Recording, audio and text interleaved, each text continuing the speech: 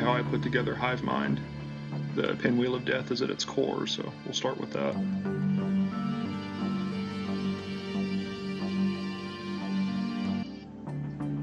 Okay, well, the basic concept was I wanted it to be continuously spinning, but still chasing the mouse cursor around to make it easy to drive, to where basically you just point the mouse where you want to go and it follows you, but making it interesting looking at the same time. So initially playing around with just getting it to spin. Although in this first run here I forgot to add fuel, so I have to go back and add that in a second. Yep, spin, spin.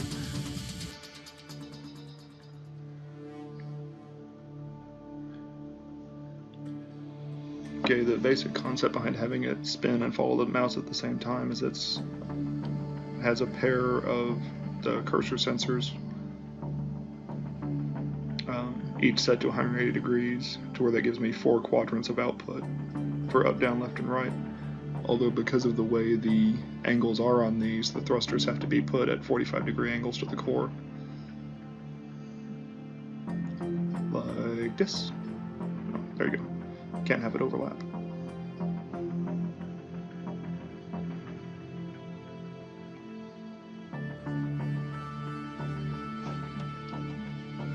You have a couple thrusters in each direction.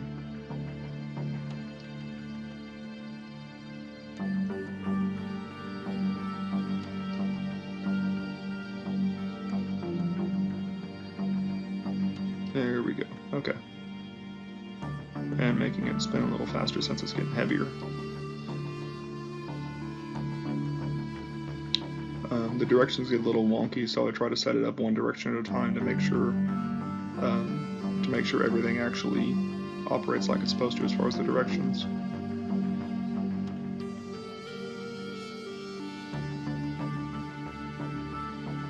Just arbitrarily assigning them letter keys to activate. Starting out with the tilting right command, but I can't make sure it's working when it's spinning, so I gotta test it while it's not spinning for now. Oh, I have to make this point the cursor. Oops. Okay. So now whenever it activates that, but we're going backwards, so I just gotta swap the key commands on the thrusters. There we go.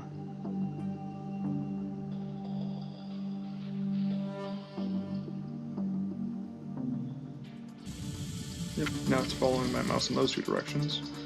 Now I add the other two keys.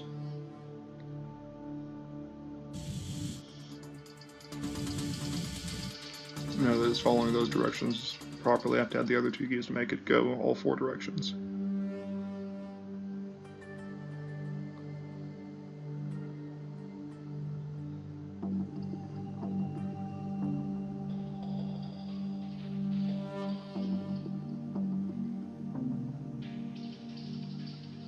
Yep, and of course it's backwards. I always get it backwards. Yep, still backwards. So I just gotta swap the keys on these 2 thrusters and it'll be following the mouse properly.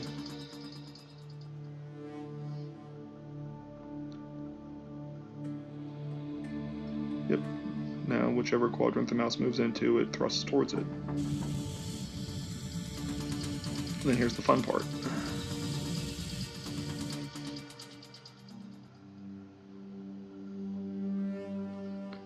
I also have a NOT gate that I use to turn things on all the time, which is how I trigger the spinning thrusters all the time. So now even whenever I have it spinning around crazily, because of the quadrant sensors for the mouse, it always moves towards the mouse, which is pretty cool.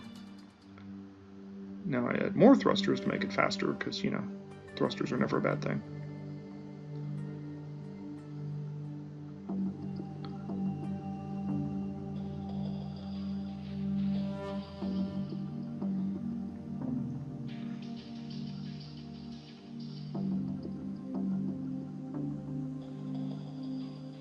Yep, there we go. And it looks really cool and spirally except when I'm getting shot and slowed down. Okay, bad example. Okay, try that again, turn enemies off.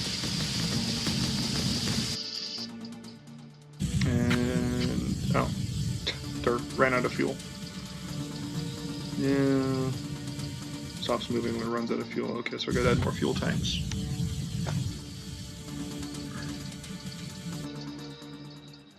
Make some room. Okay. There we go. Now we got enough fuel to move around like we want. And even though it spins wildly, it follows the mouse cursor still, because of the quadrant sensors.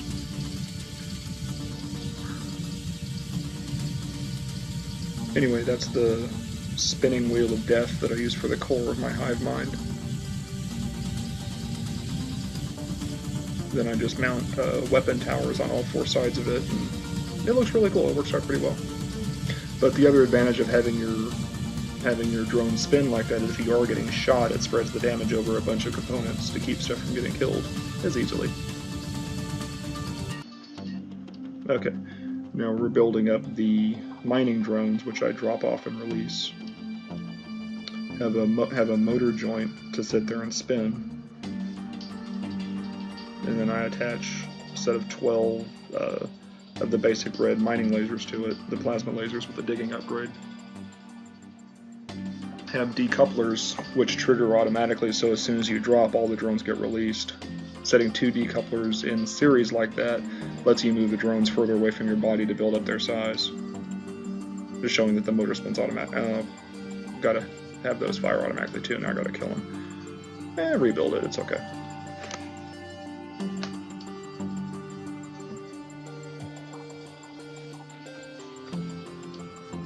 Okay, set those to trigger automatically like the spinning motor does.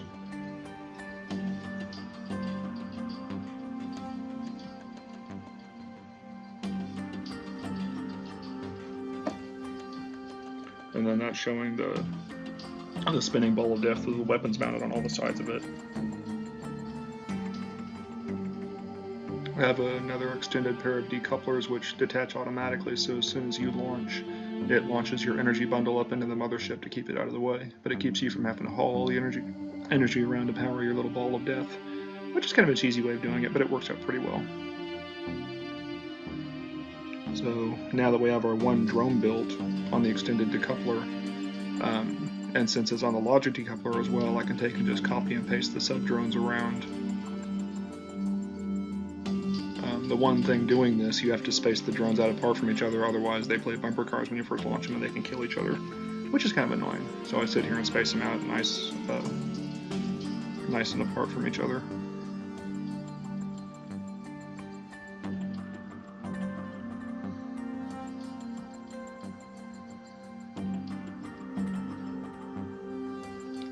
Nine little sub-drones.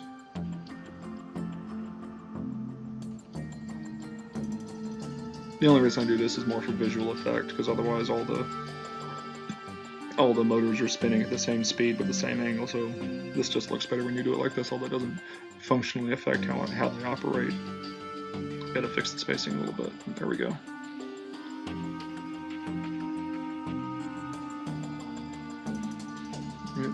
Get them all lined up. And that's my HiveMind. It is a completely insanely complicated thing, but it works out really, really, really well.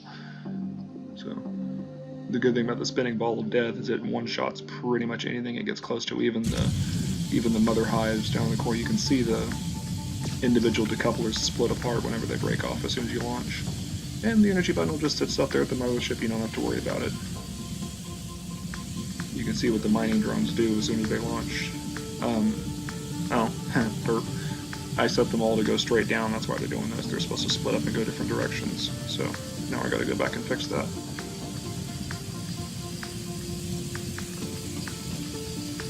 Okay, let's fix the directions the drones hit, and you do that by changing the reference of the gravity sensor to where it's not pointing straight down in relation to the direction of the drone. Give it a little bit of space to rotate. Now this one's going to fly to the side rather than straight down, but because of gravity it'll actually travel in kind of a spiral orbit, spiraling into the planet and cutting its way through as it goes. Have this one go to the left, one go to the right. Then I'll copy it around and change the angle slightly on all of them so they all go different directions. And copy, paste. There we go. Yep. Copy this one going this way.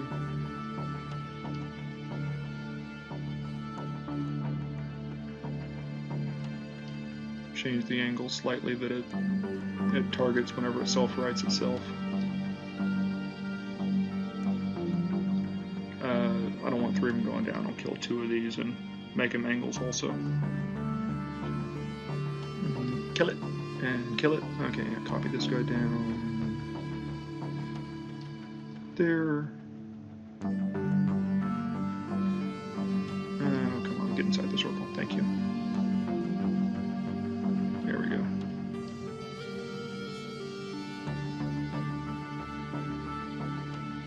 And change its angle compared to the other ones too. And there we go. Now we have all of our 9 drones of craziness that we launch as soon as we drop onto the planet. So, yep, see, now they're all aiming for different directions when they self-run. They just go everywhere. The plus side is if they catch the little miniature hives or the transmitter, they can kill those themselves too with those lasers. My main weapon is actually a rocket shotgun, a bio-rocket shotgun, and it has the double shots upgrade, which gives me 10 bullets per turret, and I have a lot of turrets. But the other thing it has is big explosions upgrade, and it basically destroys dirt. So it works well for mining through the dirt too, as you can see here. Might as well get some resources on here. The only downside is the mining drones will sit there and chew through resource, although you honestly make more money by selling the guns that you get, so I've never really been worried about picking up the resources on planet. But that's my Pinwheel of Death HiveMind craziness. Hope you guys like it.